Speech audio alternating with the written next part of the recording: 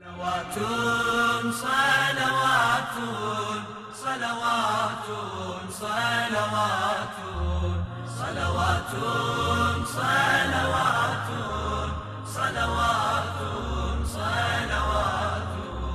صلوات امام حسن حضرت زہرا اور حضرت علی کے سب سے بڑے فرزند ہیں، جنہوں نے آغوش پیغمبر میں تربیت پائی اور پیغمبر انہیں بے انتہا چاہتے تھے۔ امام حسن حضرت علی کی تمام جنگوں میں رقاب علی میں بہت شجاعت کے ساتھ کافرین و منافقین سے جنگ کرتے رہے۔ لوگ انہیں ان کی جود و بخشش اور عطا سے پہچانتے تھے۔ امام حسن مال کو ایک امانت کے طور پر دیکھتے تھے اور ہمیشہ ان کی یہ کوشش رہتی تھی کہ یہ مال نیاز مند اور محتاجوں تک یعنی اس مال کے اصلی وارثوں تک پہنچ جائے۔ امام حسن نے اپنی زندگی میں 2 بار اپنے تمام مال کو محتاجوں میں تقسیم کیا اور 3 بار اپنے تمام مال کو غریبوں اور مسکینوں کو دیا۔ ایک دن ایک عرب شخص نے امام حسن سے کچھ پیسے مانگے۔ حضرت نے فرمایا، صندوق میں جو کچھ بھی ہے اسے دے دو۔ اے آقا، آپ نے مجھے اجازت نہ دی میں آپ کو بتاؤں کہ مجھے کتنے پیسوں کی ضرورت ہے؟ امام نے فرمایا، کس لیے بتانا چاہتے ہو؟ تاکہ مجھے میری ضرورت کے مطابق پیسے دے سکیں۔ امام نے فرمایا، ہم اس خاندان سے ہیں کہ ہمارے پاس جو کچھ بھی ہوتا ہے ہم اسے دے دیتے ہیں، اس سے پہلے کہ فقیر اپنی ضرورت کو ہمارے سامنے بیان کرے اور شرمندگی کا احساس کرے۔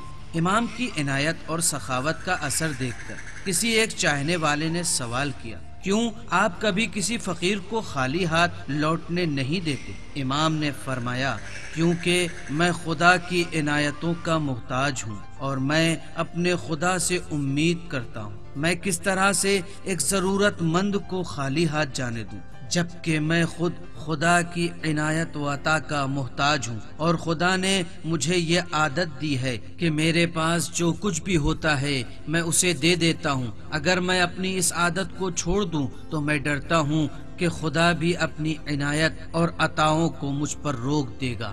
امام حسن مال کو اس طرح دیکھتے تھے کہ جو کچھ بھی میرے ہاتھ میں ہے سب خدا کی عطا ہے اور لازم ہے کہ خدا کی راہ میں صرف کروں۔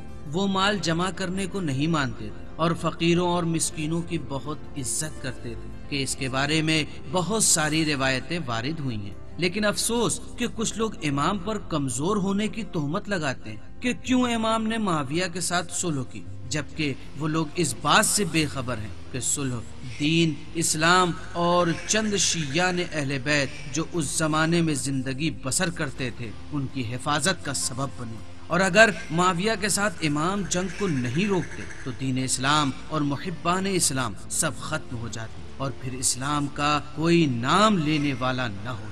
اور یہی صلح باعث بنی کہ امام اسلام کی بہتر تبلیغ کر سکے اور واقعہ کربلا کے لیے لوگوں کو آمادہ کر سکے۔ امام کے کسی چاہنے والے نے امام سے صلح کے بارے میں سوال کیا۔ حضرت نے فرمایا، معاویہ سے صلح کی وجہ یہ تھی کہ میں چاہتا تھا کہ جنگ اور قتل و غارت کو تم شیعوں سے دور کر سکو۔ کسی اور محب نے امام سے صلح کی وجہ پوچھی۔ امام نے فرمایا، مجھے خوف تھا کہ اگر میں معاویہ سے صلح نہ کروں تو اس زمین پر کوئی مسلمان باقی نہ بچے گا جو دین حقیقی کو بچا سکے۔ ابو سعید نامی شخص نے امام سے سوال کیا، آپ کی معاویہ فاسق کے ساتھ صلح کرنے کے پیچھے کیا سبب ہے؟ حضرت نے فرمایا، معاویہ سے میری صلح کے پیچھے وہی وجہ ہے جو وجہ پیغمبر اسلام کی یہودیوں اور اہل مکہ کے ساتھ حدیبیہ میں صلح کی تھی، اور یہی سبب ہے کہ اسلام آج تک باقی ہے۔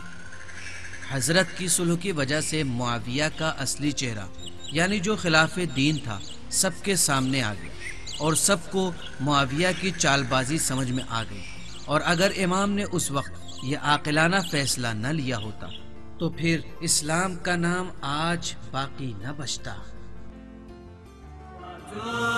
صلوات صلوات صلوات صلوات